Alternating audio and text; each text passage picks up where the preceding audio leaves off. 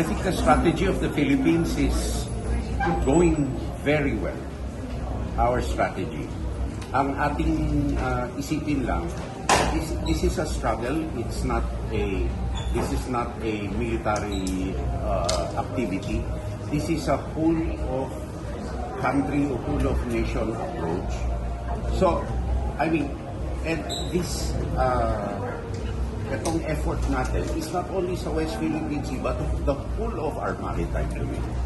And kaya nasabi ko kanina, the West Philippine Sea victory and the effort also made us realize the importance of our maritime domain, karagatan natin. Ito include the Philippine rights, no?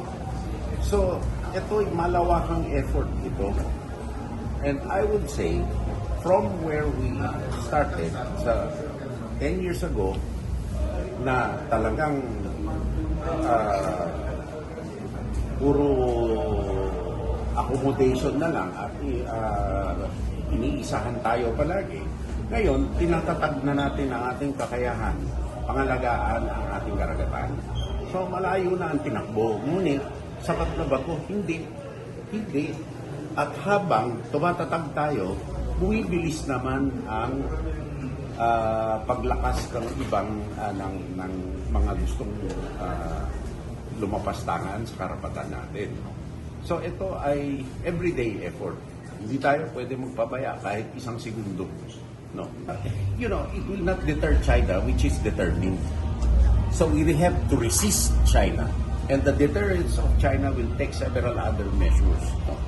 Na kailangan gawin din natin. I mean, what happened, ang nangyari dito, hindi na-isolate ang China dito.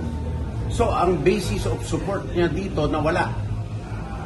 At dapat yung nawala na basis of support niya, yun naman ang isolidify natin. Huwag natin pabayaan. At yan, kaya unified national and international effort. No?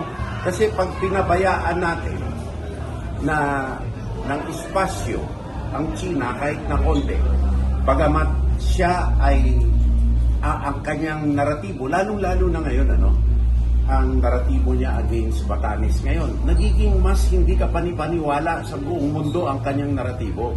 Kaya nagpapanik siya Dito, napibigla siya na tumayo tayo Kaya dapat lamang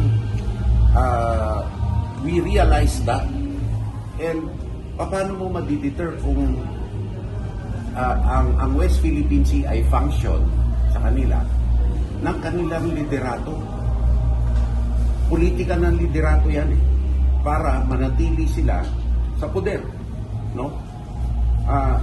Ano yan diktadurya yan So, to answer your question, it has isolated and more discredited rather yung claims ng China.